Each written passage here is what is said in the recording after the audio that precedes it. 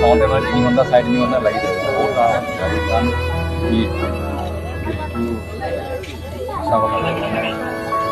কপাল লৈ জন্ম হৈছে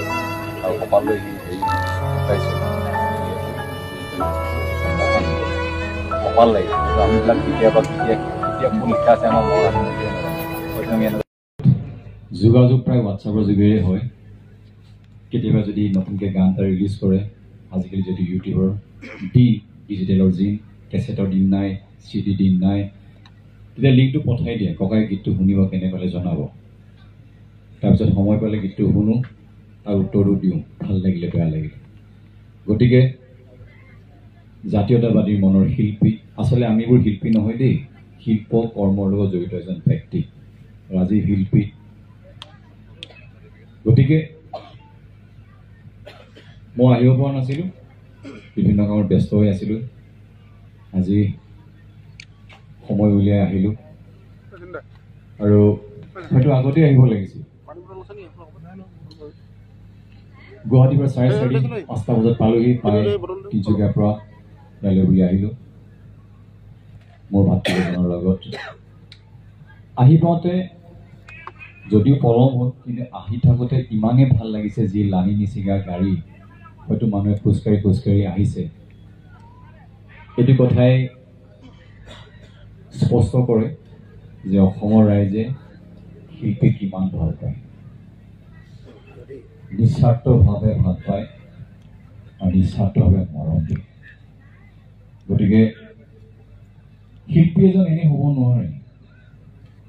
যদিহে ৰাইজে তাক স্বীকৃতি দিয়ে আৰু মই আপোনালোকৰ ওচৰলৈ আহিছিলোঁ 2002-3 ৰংমন আৰু জোনবাইৰ যোগেদি আৰু আপোনালোকৰ মৰম আৰু আপোনালোকৰ সেই আপাহত আজিও জীয়াই আছোঁ আজিও জিলিকি আছোঁ হ'লেও আপোনালোকে এই স্বীকৃতি নিদিয়া হ'লে আপোনালোকৰ মৰমৰ ডেমফুলকেইটা ডেমফুল নহ'লে গতিকে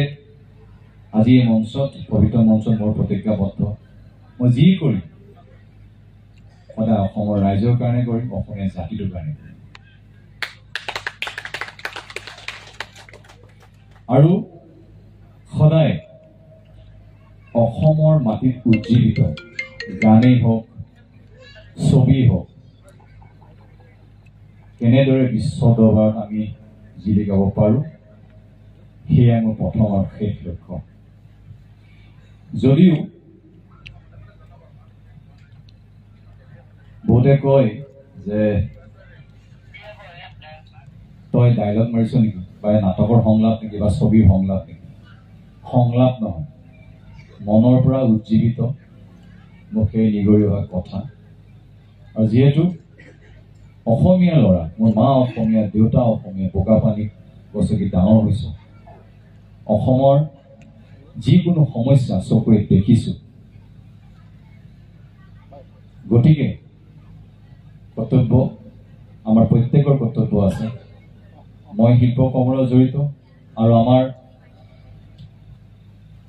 বেলেগ বেলেগ অসমীয়া বেলেগ বেলেগ দিশত কোনোবা ব্যৱসায়িক দিশত কোনোবা প্ৰশাসনিক দিশত প্ৰত্যেকৰ দায়িত্ব নিজৰ অসমখনক কেনেদৰে আগুৱাই লৈ যাব পাৰোঁ এজনৰ লগতে 10জন কেনেদৰে আমি আগুৱাই যাব পাৰোঁ গতিকে যি মোৰ লগত অহৰহ থাকে মোৰ বন্ধুবৰ হওক মোৰ ভাতৃহক হওক জানে মোৰ মনৰ কথাবিলাক সিহঁতৰ আগত সদায় এইখিনি কথাকে আলোচনা কৰি থাকোঁ কেনেকৈ কি কৰিব পাৰোঁ আৰু আপোনালোকে প্ৰত্যেকেই জানে যে আমাৰ অসমৰ সংগীত জগতখন বা অসমৰ ছবি জগতখন তেনেই সৰু আমাৰ অসমীয়া মানুহখিনি তেনেই এমুঠিহে গতিকে এই মানুহখিনি আমাৰ একতাটো খুব দৰকাৰী যিকোনো ক্ষেত্ৰত উৎসাহ লাগে